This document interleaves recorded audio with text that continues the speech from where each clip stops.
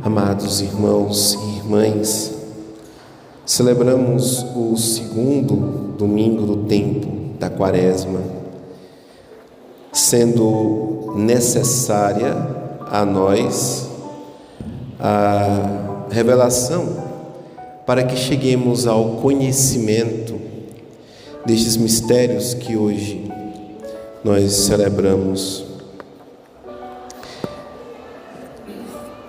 E acolhendo este Santo Evangelho da Transfiguração do Senhor, nós recordamos como os discípulos foram então participantes do mistério da paixão.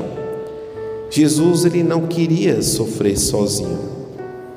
Nosso Senhor, ele convidou seus discípulos a estarem com ele. A paixão de nosso Senhor Jesus Cristo, então, que foi revelada aos discípulos ao subir neste monte, em que encontrava-se Jesus com Elias e Moisés. Imaginemos a cena, Jesus conversando sobre sua morte, ou seja, algo que é necessário para a salvação humana, é que Cristo iria sofrer, iria morrer e passar pela cruz.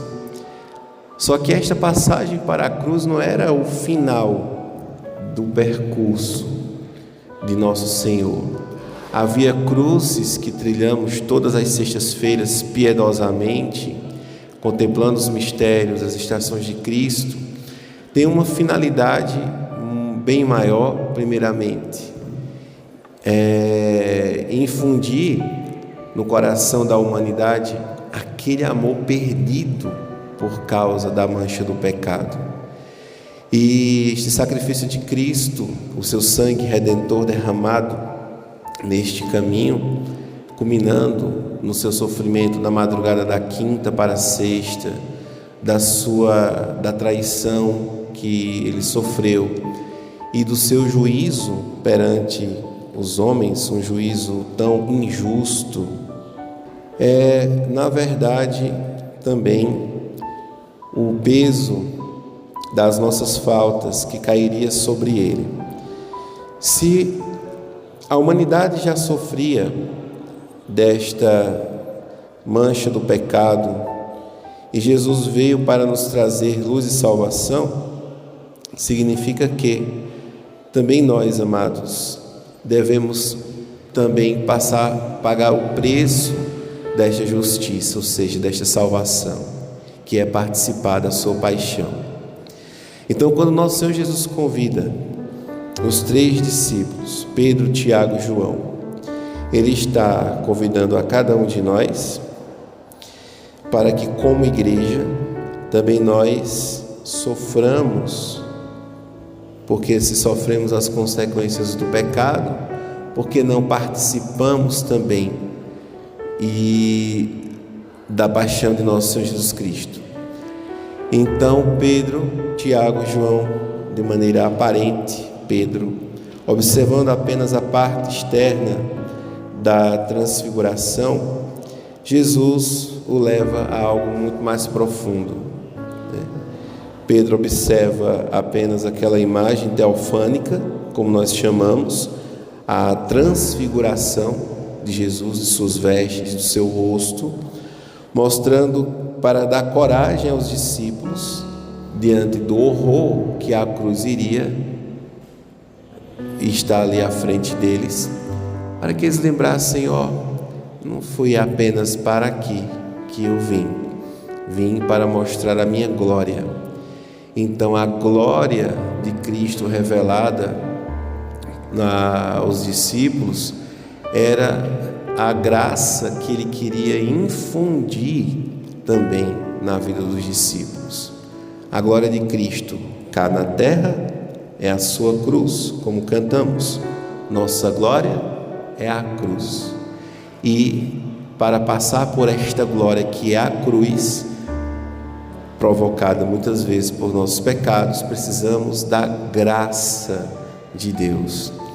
E esta graça, ela é santificante e é a graça que infunde em nós o verdadeiro amor e o sentido desta entrega de nosso Senhor Jesus Cristo, ou seja, paramos definitivamente de fazer nosso Senhor sofrer. Para que isto aconteça, Jesus então revela-lhes a glória da sua transfiguração, que já é também apontando para a ressurreição. Uma vida na graça é uma vida de ressuscitado, e uma vida de ressuscitado é uma vida que devolve a Deus a caridade que Ele nos deu. Então, para aplicar isso, amados irmãos e irmãs, à nossa vida, é preciso olharmos para a transfiguração do Senhor e ver o quanto Ele já infundiu em nosso coração das suas graças, aquela graça que iniciou lá no nosso batismo, a graça santificante, que vai se desenvolvendo na nossa vida, na nossa comunhão com Deus, na nossa caminhada com Ele. Não é possível, amados, que nós façamos Jesus sofrer. E quando nós começamos a devolver caridade para Deus, significa que nós já estamos encontrando aquele caminho de santidade que Jesus desejou para todos nós. Então, vamos lá.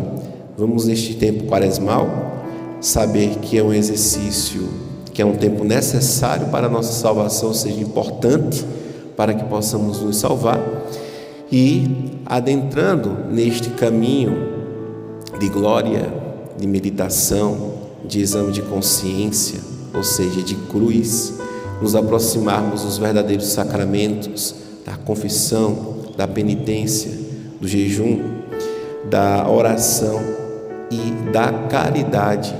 Possamos então, amados irmãos e irmãs, ir progredindo neste exercício espiritual e nisso perceber que Jesus, ele não quer estar só. A mesma medida que o primeiro homem, o Adão, ele sofreu, ele caiu em pecado, se afastar da graça do paraíso.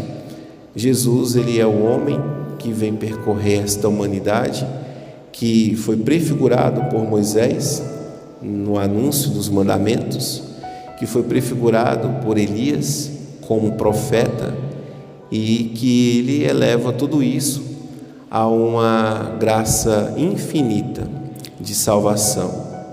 E tudo isso acontece quando ele infunde em nossas almas este amor redentor.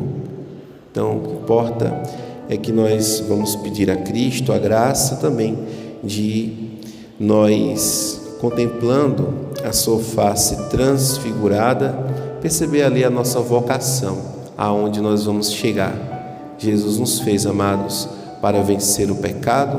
Jesus nos destinou, e este é o verdadeiro sentido, Ele nos destinou para a finalidade, para a salvação. E é esta um pouco a problemática que o mundo de hoje passa, por não contemplar a sua finalidade, se perde no caminho. E Jesus vem então trazer, nos tomar pela mão, nos elevar para esta montanha e revelar-nos a nós qual é a finalidade do nosso destino.